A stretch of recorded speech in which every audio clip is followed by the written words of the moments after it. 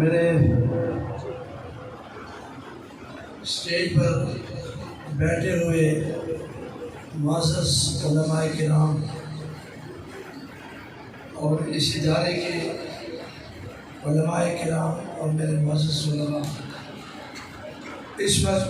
ہم سب کی یہ خوش نصیبی ہے کہ اس وقت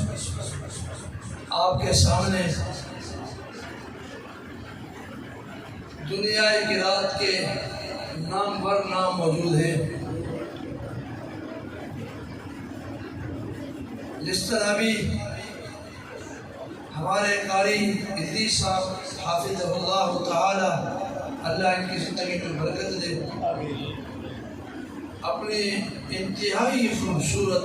لہجے اور حسن صوت کے ساتھ ہمارے دلوں کو گرمایا اور محبت کو سکھایا، اور پھر مزید ایک طویل عرصے کے بعد اس وقت جو ہمارے اسٹیج پر جانی پہچانی دنیا قرات کی ایک نامور شخصیت استاد القراء، اور میرے بھی اس لحاظ سے استاد ہوئے کہ میرے استاد کے استاد ہیں قاری عبدالسبحان کے قاری عبدالرب صاحب ارشد، قاری عبدالرب ارشد صاحب دامت برکاتہم عالیہ، اللہ ان کی زندگی میں برکت دے۔ یہ حسن اتفاق ہے، ہم نے ان کی تلاوت بچپن کے اندر بھی سنی، اور ایک زمانہ تھا میں اپنے ساتھیوں کو ان کی آواز میں تلاوت سنایا کرتا ہوں، آج بھی کبھی کبھار وہ مجھے کہتے ہیں، وہ کبھی میں نے ان کی تلاوت سنی تھی اللہ نور السماوات والارض، تو وہی ایک میں نے ان کو اپنے ساتھیوں کو پچھلی دفعہ میں آیا تو میں نے کہا میں آج آپ کو قاری عبدالرب ارشد صاحب کی آواز میں تلاوت سناتا ہوں، تو یہ سارے بڑے موجود ہوئے۔ نہ صرف یہ، میں آپ کو بتاتا جاؤں، ابھی جب میں مشیگن سے شکاگو کی طرف اپنے قراء حضرات کے ساتھ سفر تھا اور ان کو میں نے ایئرپورٹ پر چھوڑا تھا، تو ہم راستے میں مختلف لہجوں میں ایک دوسرے کو سنا رہے تھے تلاوتیں، تو میں نے ان کو ان کی آواز کے اندر بھی تلاوت سنائی، تو وہ پہچان گئے۔ یہ اتفاق سے اس دفعہ جب میں نے سنا کہ بھئی ہمارے قاری عبدالرحمن صاحب ہمارے یہاں کے حفظ کے صدر مدرس ہیں، قاری عبدالرحمن صاحب آج یہاں پر موجود ہیں، اللہ ان کو برکت دے، ان کی ملاقات ہوئی ہماری قاری عبدالرحمن صاحب کے ساتھ، تو انہوں نے ان کو دعوت دی۔ مجھے یقین جانو انتہائی سکون پہنچا اور خوشی محسوس ہوئی، اور میرے ان ساتھیوں کو بھی جو بیٹھے ہیں یہاں پر، ان کو بڑی یہ یقین نہیں آ رہا تھا کہ قاری عبدالرب صاحب یہاں پر موجود ہیں، اور یقیناً جب انہوں نے آج مغرب کی نماز پڑھائی تو میرے آنکھوں میں آنسو آ گئے۔ مجھے کہہ رہے تھے کہ آج میں آواز میری وہی ہے لیکن چونکہ عمر زیادہ ہے کہ میرا سانس لمبا نہیں جاتا۔ مفتی محمود نے، میں نے یہ بات سنی تھی، قاری شاہجہاں صاحب جو ان کے شاگرد ہیں، مجھے آج تک یاد ہے وہ کہہ رہے تھے کہ یہ ہمارے پاکستان کے قاری عبدالباسط ہیں، ایک ان کا امکان، آج بھی یہ ریڈیو پاکستان سے تلاوت کرتے ہیں۔ ہمارے لیے بڑا اعزاز اور بڑی خوشی ہے۔ انشاءاللہ قاری صاحب جب بھی انشاءاللہ میرا پاکستان آنا ہوگا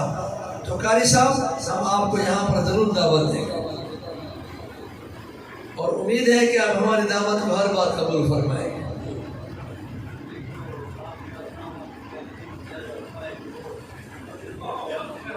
سب کی خواہش ہے نا؟ اور پھر میں قاری ادریس صاحب، یہ ہمارے اس وقت ہمارے ملک کے نامور سرمایہ ہیں، یہ ایسی ہستی نہیں ہے یہاں پر موجود ہے جن کی تلاوت کو میں بھی بارہا انٹرنیٹ پہ لگا کر کے سنتا رہتا ہوں اور اپنے دل و دماغ کو تر و تازہ کرتا رہتا ہوں۔ یہ ہماری اشاعت قرآن کا ذریعہ ہے، ایسا نہیں ہے ہم نے کیوں بلایا آپ کو، یہ پروگرام کیوں رکھا، ہم نے پیسے خرچ کر کے ہمیں خوشی محسوس ہوتی ہے کہ یہ اسٹیج سجا کر کے ان کی تلاوت کو سنا کر کے آپ کے دلوں کو جگا کر کے آپ کے دلوں کو خوب سجا کر کے ہم یہ اشاعت قرآن کا ذریعہ بنتے ہیں۔ میں نے کتنے لوگوں کو دیکھا کہ کہنے لگے ہم نے فلاں کو سنا تو ہمارا کچھ ارادہ نہیں تھا، اس کی آواز نے ہمارے دل و دماغ پر ایسا اثر ڈالا کہ ہم نے یہ مصمم ارادہ کیا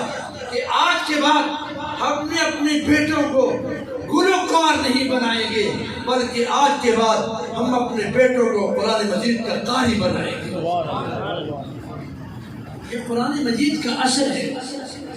اللہ کے محبوب پیغمبر جب قرآن پڑھتے تھے گلی سے جو گزرتا تھا تو یہی کہتا تھا یہ قرآن سچا ہے، اور یہی کہتا تھا لا الہ الا اللہ محمد رسول اللہ۔ میرے دوستو، قرآن مجید کی محفلوں کو سجایا کرو۔ اگر آپ کے پاس پیغام پہنچتا ہے، آپ اپنے پیغام کو محدود نہ رکھیں۔ یہاں گلوکاروں کی جب محفل سجتی ہے دنیا امٹ آتی ہے، جس محفل پر اللہ کی لعنت برستی ہے، کہتے ہیں کہ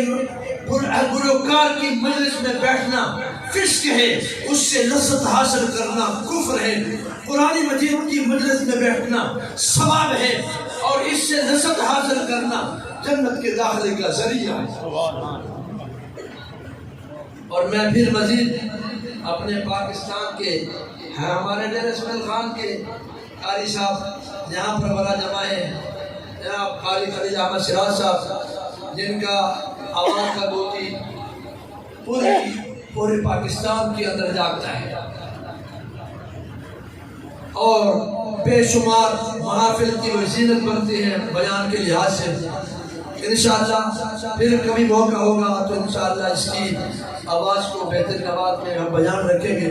کیونکہ آج سے محفل کی بات تھی تو مزید اللہ کا فضل ہے کہ اللہ نے ہمارے اس ادارے کو یہ ترقی دی کہ یہ ادارہ آئے دن دگنی اور رات چگنی ترقی کر رہا ہے۔ ڈیرہ اسماعیل خان کی سرزمین پر اس ادارے نے ایک نام پیدا کیا ہے، اور اس کی برکتوں سے ابھی ہم نے حال ہی میں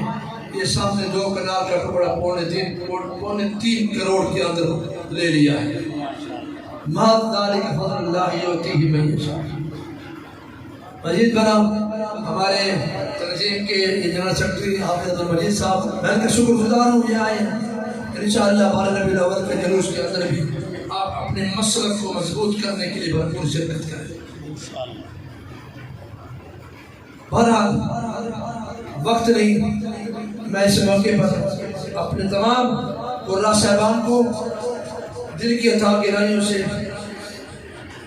مبارکباد اس لحاظ سے پیش کرتا ہوں کہ ان کی آمد میرے لیے باعث سعادت اور میرے لیے باعث فخر ہے۔ آلن و سالن۔ اور پھر میں اپنے تمام